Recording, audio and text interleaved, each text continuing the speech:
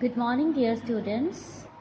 How are you all? I hope you all are very well at home. Yes, as we have read this chapter number 7, Fair Play. I am going to tell you about the summary of this chapter because we have read it thoroughly in 2 days. So listen to it carefully. This is a story about two friends. The name of one is Jumman Sheikh and the other one is Algu Chaudhary. As you can see here, they were very good friends. They were the best friends. You can see कि एक जब village में नहीं होता था तो दूसरा उसकी फैमिली को टेक केयर करता था, लुक आफ्टर करता था. इतनी ज़्यादा गहरी फ्रेंडशिप थी उनमें, काफ़ी सालों पुरानी दोस्ती थी. It was very old friendship and very good friendship. तो जाने जाते थे विलेज में सारे उनको, मतलब कहते हैं ना तुम्हारी दोस्ती की कस्में खाई जाती हैं, लोग कसम खा सकते हैं कि इतनी अच्छी और गहरी दोस्ती थी दोनों में. And Jumman had an old aunt who had sum property. अब उस जुम्मन की ना एक आंटी थी, यू कैन से चाची या मासी जो भी थी, वो उसके पास काफ़ी प्रॉपर्टी थी. तो वो आंटी कहती है कि जैसे वो बुढ़ी हो रही थी, वो कह रही कि तुम ऐसा करो, मैं प्रॉपर्टी तुम्हारे नाम कर देती हूँ और जो मेरी बाकी की लाइफ है तुम मेरा ध्यान रखोगे, मुझे अपने साथ रखोगे, जो भी मुझे चाहिए होगा तो तुम वो मुझे प्रोवाइड करोगे. ठीक है. तो ये इनके बीच में एक एग्रीमेंट टाइप सा और कंडीशन रखी होती है जब प्रॉपर्टी ट्रांसफ़र करती है उसके नाम. तो एग्रीमेंट टाइप सा हो जाता है कि जुम्मन प्रॉपर्टी के बदले में आंटी को हमेशा उसका ध्यान रखेगा.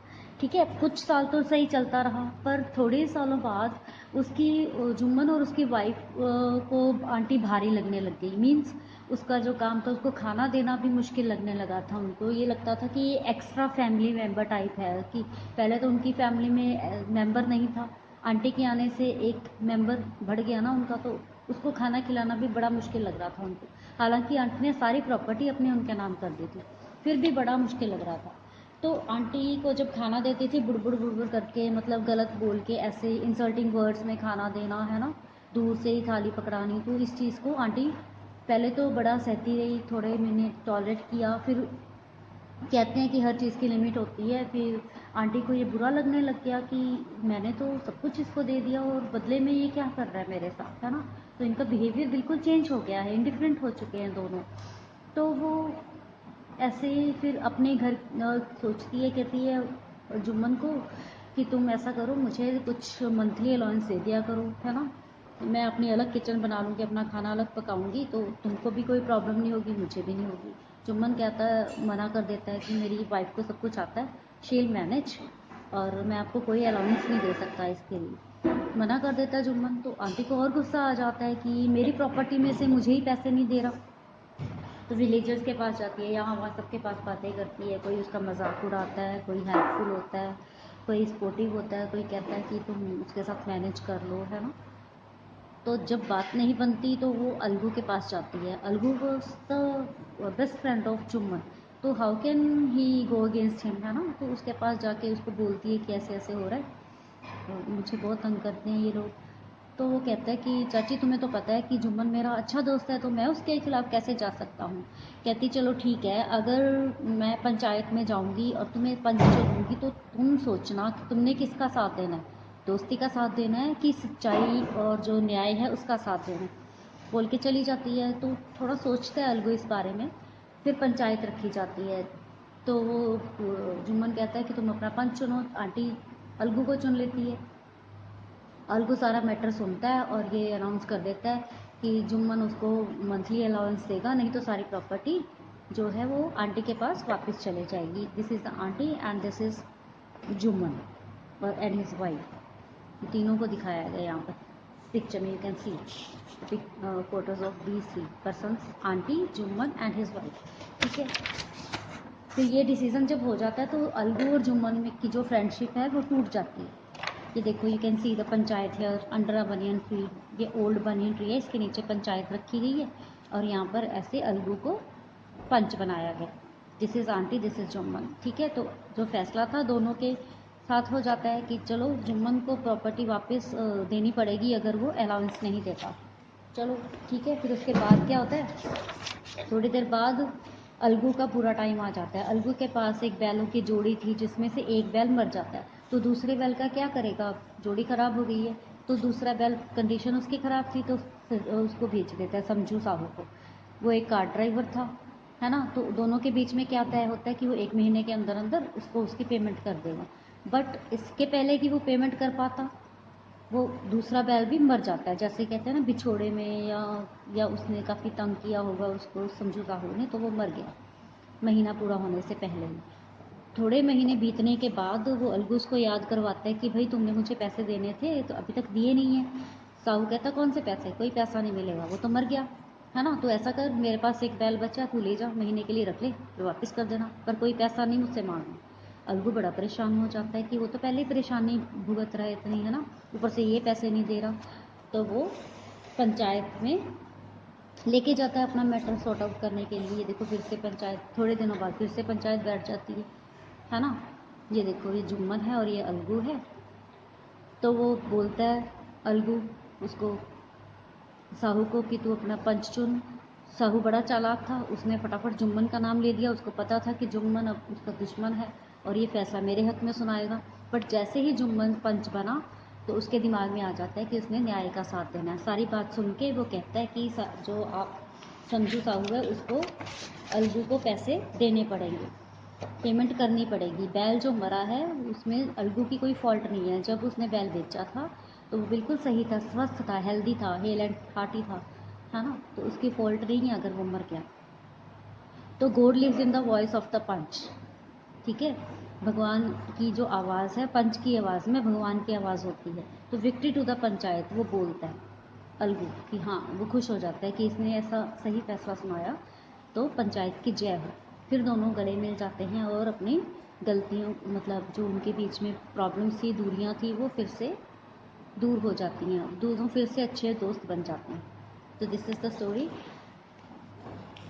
Okay, now we are going to start question answers. Question 1 is then the situation change, what is being refer to, मतलब सिचुएशन कैसे बदल गई, इसका क्या मतलब है। This situation change after 3 years of the transfer of property. 3 सालों बाद, प्रॉपर्टी चेंज होने के, ट्रांसफर होने के 3 सालों बाद सिचुएशन बदल जाती है। कैसे। जुम्मन फॉरगॉट हिज प्रॉमिस, अपना वादा भूल जाता है, to look after his old aunt. He and his wife began to ill treat her. Ill treat होता है बुरा व्यवहार करना, है ना। थोड़ी देर बाद उन्होंने बुरा व्यवहार करना शुरू कर दिया आंटी के साथ। वेन जुम्मन, आपने स्टोरीज में भी देखा होगा, है ना, पैसा मिल जाता है फिर बंदे की कदर ही नहीं रहती। जब तक पैसा आपके हाथ में नहीं आ जाता उस बंदे को आप पूछते रहते हो। जैसे ही पैसा हाथ में आ गया उसकी कीमत कम हो जाती है।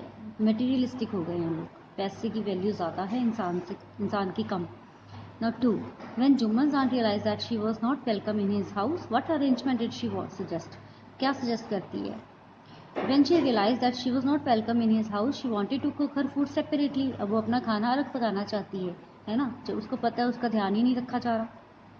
She demanded monthly allowance from her nephew. Nephew means उसका भतीजा, भतीजे का नाम क्या था, जुम्मन। वो उससे मंथली अलाउंस डिमांड करती है। What was the villagers' reaction when the aunt explained her case to them? अब villagers का रिएक्शन क्या था। जैसे जैसे कोई लोग जैसे ही मिल जाते हैं, कोई रास्ते में मिल गया या खुद किसी के घर चली गई या कोई बैठे हुए लोग थे उनके पास चली गई, ऐसे वो लोगों के पास जा जा के अपना दुखड़ा सुनाने लगी। तो उनका रिएक्शन क्या था।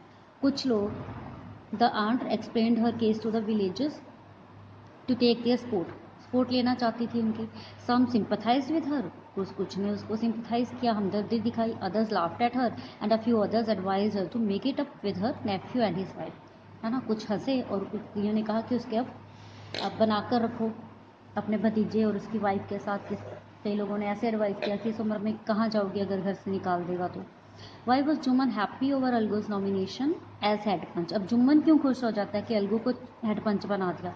Jumman was happy over Algu's nomination as head panch because Algu was his best friend, क्योंकि अलगू उसका अच्छा दोस्त था। So he would never go against him. उसको पता था कि अलगू उसके अगेंस्ट नहीं जाएगा, कभी नहीं जाएगा। ठीक है, क्वेश्चन 5 कट कर देना, ये क्वेश्चन नहीं करना। ठीक है, तो नेक्स्ट 6 हमारा क्वेश्चन नंबर 5 बन जाएगा। What was Algu's verdict as head panch, how did Jumman take it. अब उसका क्या फैसला था अलगू का जब पंच बनते ही, और जुम्मन ने उसको कैसे लिया। Algu's verdict as head panch was that Jumman had to pay his aunt a monthly allowance, उसने क्या फैसला सुनाया कि जुम्मन को अपनी आंट को मंथली अलाउंस देना पड़ेगा और the property would go back to her, नहीं तो सारी प्रॉपर्टी आंटी के पास वापस चली जाएगी। जुम्मन फेल्ट बिट्रेड, बिट्रेड होता है धोखा, उसको लगा कि अलगू ने उसको धोखा दिया है, उसकी दोस्ती का मान नहीं रखा, उसने अपनी दोस्ती नहीं निभाई, एंड बिकेम अलगूज एनिमी, और उसका दोस्त दुश्मन बन जाता है। Algu found himself in a tight sport. What was his problem? Tight sport means difficult state होती है, उसकी डिफ़िकल्ट पोजीशन होती है। क्या प्रॉब्लम क्या थी उसकी? Algu sold his bullock to Samjhu Sahu a car driver. Algu अपना बुलक जो है समझू साहू, जो कि कार ड्राइवर रेड़ा चलाने वाला है, उसको बेच देता है। Sahu promise to pay the price with in a month, अब वो प्रॉमिस करता है कि 1 महीने के अंदर अंदर मैं तुम्हें पे कर दूंगा। बट क्या होता है, the bullock died during this period, अब इस पीरियड के दौरान वो जो था बुलक मर जाता है। साहू बिकेम डिसऑनेस्ट, अब वो बेईमान हो गया, उसके दिल में खोट आ गया, नियत खराब हो गई उसकी। He refuse to pay the money, अब उसने पैसा देने से इनकार कर दिया। तो ये उसकी प्रॉब्लम थी। Why was Algu upset over Jumman's nomination as head panch, अब अलगू क्यों अपसेट हो गया जब संजू साहू ने जुम्मन को हेड पंच नॉमिनेट कर दिया कि मेरा यही हेड पंच है। Algu was upset because Jumman was already annoyed with him. आपको पता ही है कि पिछले फैसले में अलगू ने उसके खिलाफ फैसला सुनाया था, तो जुम्मन उसका पहले से ही नाराज था, उसके साथ अनॉयड था, खिंचा हुआ था। So he thought Jumman would take his revenge, उसको लग रहा था कि जुम्मन अब इस चीज़ का उससे बदला लेगा, है ना। अब वो समझू साहू के लिए फैसला सुना देगा, है ना, और मुझे अवॉइड कर देगा, मुझसे बदला लेगा। What was Jumman's verdict as head panch, how did Algu take it, अब जुम्मन का क्या फैसला था और अलगू इसको कैसे लेता है। अब जैसा अलगू सोच रहा था बिल्कुल उसके ऑपोजिट हो जाता है। कैसे?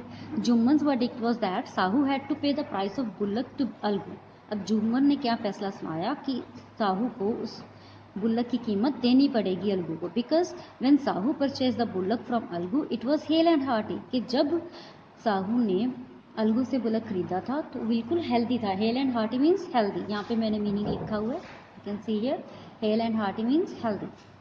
This was a genuine decision, ये एक सच्चा फैसला था। अलगू टुक इट हैप्पीली, खुश हो जाता है, and said it was a victory of the panchayat, और वो क्या कहता है खुशी में, पंचायत की जय हो, ये पंचायत की जीत है।